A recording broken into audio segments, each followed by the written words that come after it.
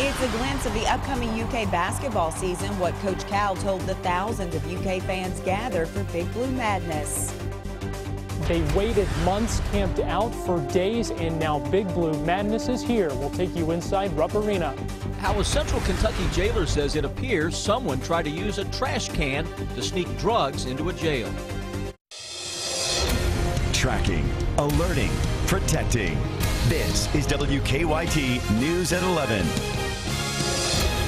Good evening. UK basketball fans hoping it's the first step in what ends with a 9th national championship. And tonight, thousands of them pack Rupp Arena for the annual Big Blue Madness. It was the first chance for them to see this year's team on the court. Brian Milam joins us now with some of the highlights in our top story at 11. Hi, Brian. Hello, everybody. 32nd edition of Big Blue Madness tonight at Rupp Arena. Another sellout on hand. For UK fans, their first chance to get a glimpse of this year's Wildcats, ranked #1 in the country. As always, lots of lights and fireworks as the Cats are introduced. John Calipari giving his annual State of the Program speech, and he says the season is a marathon, not a sprint. This season will be a process. Nothing happens overnight. I want these guys to worry about pleasing each other, not worry about pleasing me. They also have to play with a curious mind so they can improve even more than they thought they could. But most importantly, they got to have more fun than any team in the country, playing and growing together. Always a standing ovation for Coach Cal. Coming up in sports, more from John Calipari and UK women's coach Matthew Mitchell. He did not disappoint this year. We'll check out his dance moves. That's coming up in Game Time. All right, we'll see you then, Brian. Thank you. UK fans we talked to tonight say Big Blue Madness was well worth the wait. Now, some of them camped out for days just to get tickets, and as Garrett Weimer tells us, they were thrilled by what they saw tonight. He continues our team coverage. It's been said that UK basketball is a religion.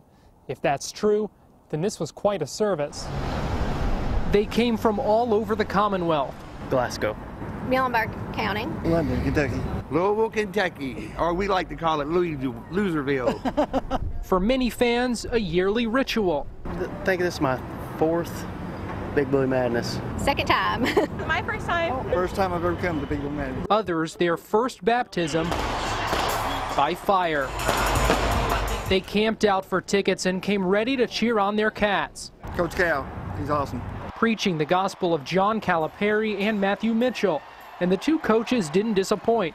Coach Mitchell dazzled with his dance moves, Coach Cal with his praise for BBN. You fans give us an advantage every game. It's obvious that this is not a typical practice. It's bigger, only fitting, fans say, for the season that's finally here, as fans spread the good news of Kentucky basketball. We'll put the faith in the boys and hope they do it. We'll take the Final Four, though. We want #9. I'm ready to go again. Fans ready, they say, for the season they hope and they believe will bring championship #9 here to Lexington. At Rupp Arena, Garrett Weimer, WKYT. Almost impossible to top that, but tomorrow is another big night at Rupp Arena for UK fans. The New Orleans Pelicans and Sacramento Kings, featuring several former Wildcats, play an NBA preseason game that begins at 7 o'clock. Today, a Fayette County judge sentenced an elderly man who admitted to sexually abusing children decades ago. 77-year-old Jack Cassidy received 20 years in prison, which was the maximum sentence possible. He admitted sexually abusing boys in the 1970s. Investigators say many of the victims were Boy Scouts. Jack Cassidy and his twin brother Jerry were troop leaders. In court, Jack Cassidy addressed the victims. I'd like to apologize to some of those people for what I did. Really, we were out of our mind. I didn't know what we were doing. His brother Jerry faces similar charges. Jerry Cassidy is scheduled to be back in court next month.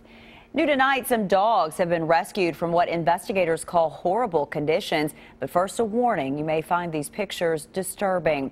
Jessamine County Animal Care and Control says they were called to a home in Nicholasville for a report of some dogs that looked unhealthy. When investigators arrived, they say they found one dog chained to a fence and 2 puppies running around. They say all 3 dogs were extremely malnourished. Investigators say charges are pending against the owner of the dogs. Tonight, investigators say they believe a missing Nelson County mother is dead, and they have blamed her boyfriend as a suspect in her disappearance.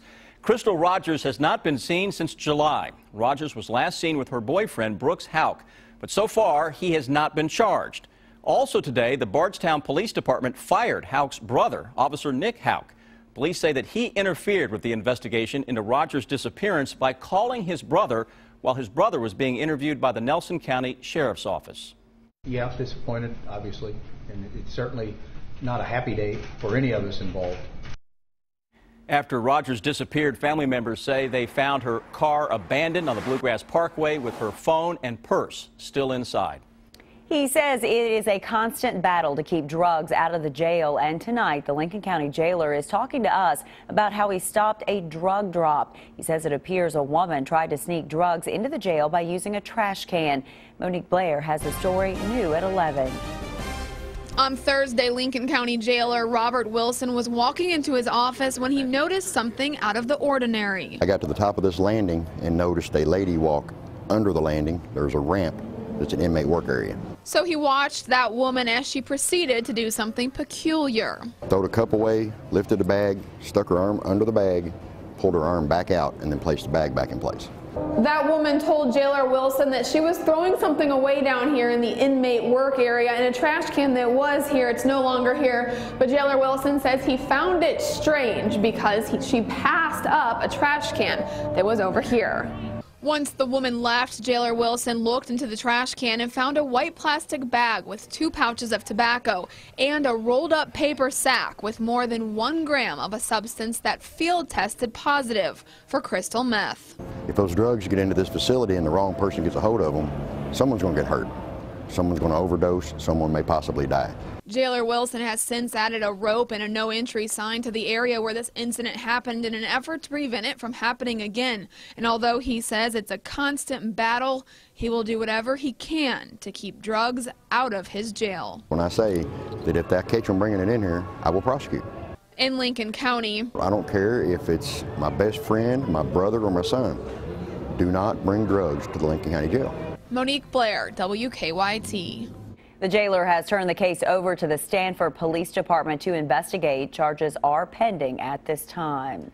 Tonight, friends and family of former NBA star Lamar Odom say he's doing much better in the hospital. His family members say Odom woke up today, gave a thumbs up, and spoke. He's been in a Las Vegas hospital since Tuesday after being found unconscious at a brothel. Investigators are trying to figure out what caused him to become unconscious. They say results from blood tests could take weeks.